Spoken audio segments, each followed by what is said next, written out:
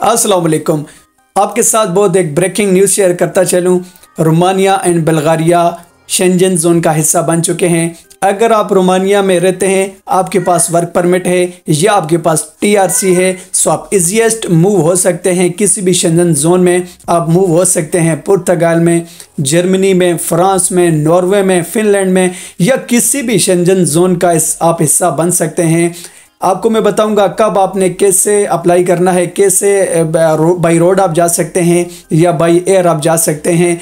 आपको पता है रोमानिया एंड बल्गारिया पहले यूरोपीय यूनियन का हिस्सा थे, लेकिन एट द स्टार्ट ऑफ 2024 से वो शेंजन जोन का हिस्सा बन चुके हैं। Specially at the start of March में वो ऑफिशियली तौर पर शेंजन जोन का हिस्सा बन चुके हैं। आप किस तरह अप्लाई करेंगे? आपने अगर पुर्तगाल, फ्रांस या किसी भी शेंजन जोन में आप किसी भी कंट्री में अगर आप जाना चाहते हैं, सो आपको मैं कुछ 2-3 तरीके बताऊंगा, कुछ 2-3 टिप्स बताऊंगा जिस पर आप अमल करके ईजीएस्ट आप जा सकते हैं किसी भी कंट्रीज़ पे।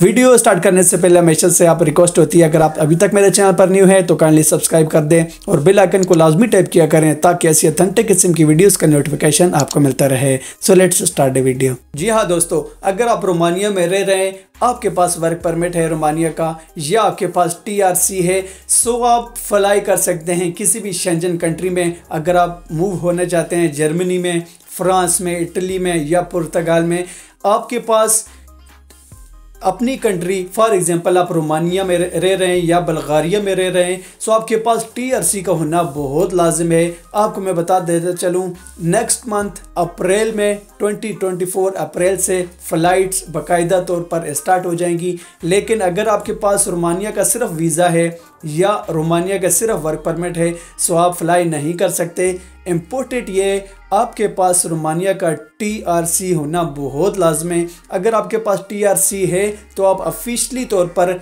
नेक्स्ट मंथ में अप्रैल 2024 में आप फ्लाई कर सकते हैं। लेकिन 2-3 चीज़ें आपको मैं यहाँ पर क्लियर कर देता हूँ।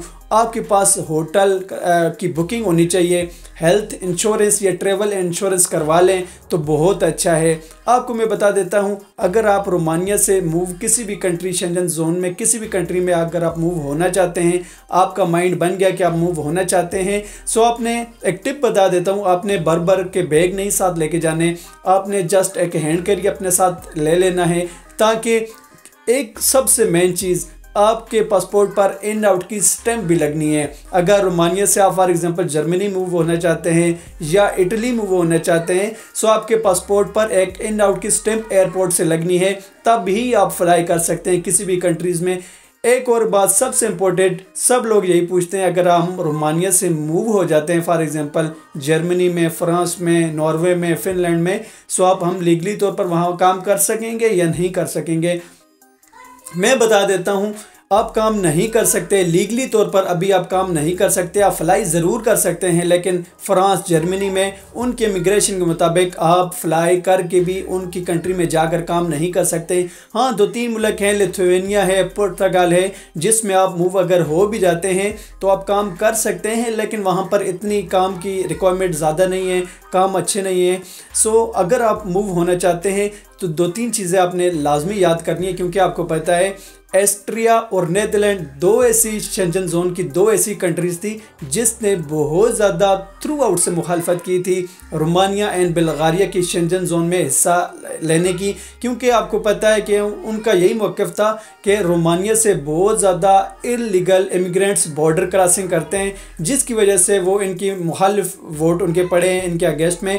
सो आप ऑस्ट्रिया या नीदरलैंड्स इनकी मुखालफत उन्होंने लाजमी की है। सो आप होपफुली आज की मेरी वीडियो आपके लिए बहुत हेल्पफुल साबित होगी। वीडियो अच्छी लगे, शेंजन कंट्रीज़ के रिलेटेड किसी भी कंट्रीज़ की कोई भी अपडेट के मुताबिक आपके कोई सवाल है तो लाजमी कमेंट बॉक्स में कीजिए। मिलते हैं इंशाल्लाह नेक्स्ट वीडियो में, तब तक के लिए अपना बहुत ज़्यादा ख्याल रखिएगा। टेक केयर, अल्लाह हाफिज़।